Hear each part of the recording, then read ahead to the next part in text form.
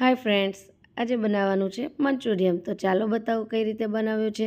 અને બટાકા જેવી બેનપણી આવી ગઈ હતી અને અમે બધાને મંચુરિયમ ખાવું હતું, તો આજે બનાવીએ છીએ મંચુરિયમ। તો ચાલો કઈ રીતે બનાવી બતાવીએ। જો ગોળી સરસ મજાની તળી નાખી છે અને ગોળી એકદમ લાલ થઈ છે। તો તમને એમ થતું હશે કે કેમ લાલ થઈ છે, તો એમાં મેં નાખ્યું હતું બીટ અને આ છે કેપ્સિકમ, ડુંગળી અને કોબીજ, જે મસ્ત મજાની બટેકા જેવી બેનપણીની છોકરી સુધારે છે। તો હવે એક સરસ મજાનો ચાઇનીઝ તવો લઈ લીધો છે અને બેસી ગયા છે બિનલબેન ગોધાણી। જો એમાં એક તેલ મૂકીને અને ડુંગળી, કેપ્સિકમ અને કોબીને ફાસ્ટ ગેસે સાતળવા દીધા છે। જે નિમક નાખીને સાતળવા દીધા છે એટલે એકદમ મસ્ત રીતે સતળાઈ જવાના છે, કારણ કે ફાસ્ટ ગેસે સાતળેલું હોય તો મંચુરિયમના સ્મેલ સરસ આવે છે। અને હવે એમાં નાખ્યું છે તીખાશ માટે મરચું। તો તમે જોઈ શકો છો મસ્ત મજાનું ફાસ્ટ ગેસે હું સાતળી રહી છું।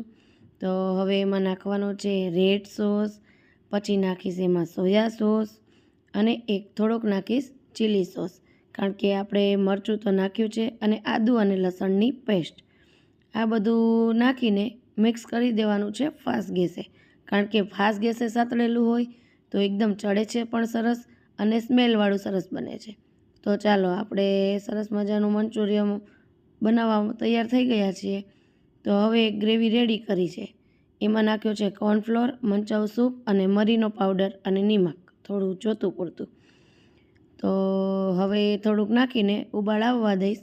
એક ઉબાળ આવી જાય એટલે મંચુરિયમના ગોળી નાખી દઈશ અને એમાં ઉપર ધાણા અને લીલું લસણ, આ બે વસ્તુ તો અત્યારે શિયાળામાં ખાસ જોઈએ। જુઓ છે ને હવે આપણે સરસ મજાનું હલાવી લેવાનું છે। અને અરે સૂપની તો એટલી સ્મેલ આવતી હતી સરસની, કારણ કે ગ્રેવીવાળું મંચુરિયમ બનાવ્યું છે, તો હજી પણ સૂપ નાખ્યું હતું। તો આ બની ગયું છે આપણું મસ્ત ગ્રેવીવાળું મંચુરિયમ। તો કેવું લાગ્યું મિત્રો, તો જરાક કોમેન્ટમાં જણાવજો, અને મારા વ્લોગ ગમતા હોય તો તમે પણ શેર કરજો।